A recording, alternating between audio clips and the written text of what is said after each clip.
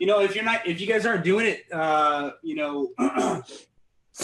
remarketing it feeds right off of what we do. So, especially with some of the bigger practices that have really strong brands, and some of the specialists, like what you're saying with the implants, more often than not, they're not coming in, they're not determining that they're not being told they need an implant, and they're not getting an implant that day. And so, they're coming in if they're going to Cosmo or whatever, and if they're capable of doing it. Otherwise, if it's a more elaborate job, they're getting sent to a perio. Then they go to the perio. The perio sees them for a consult.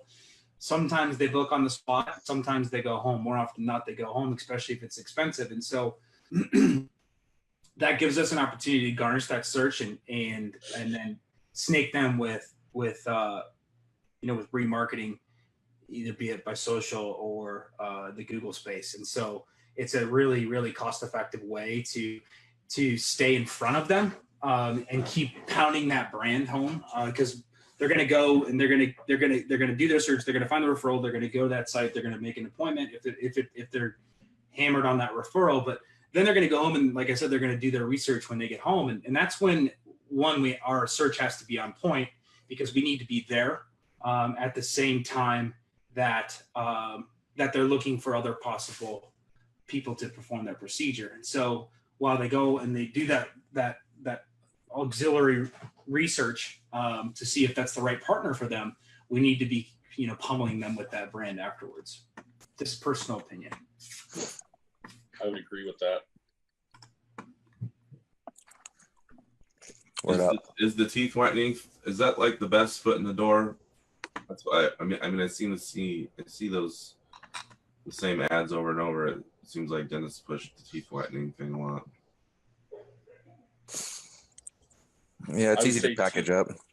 Teeth whitening or Invisalign are going to be your two easiest barriers, and most of them, regardless, unless they're an existing patient, they're still going to end up having to get an exam at some point.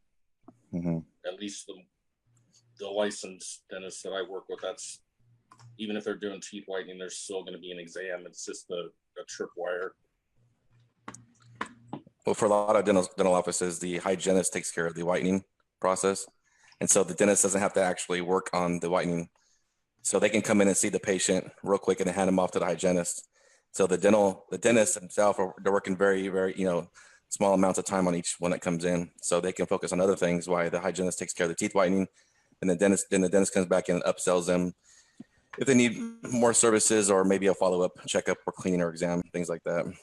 So the whitening is good. It's good to bring him in. The hygienist takes care of him. The dentist kind of sees him, talks to him, and then tries to, bring him back somehow. That seems like a good sell for a dentist, because he gets more of those. He doesn't have to. Yeah, he puts the hygienist to work pretty much, and then he can always just sell the other things along the way when they come visit.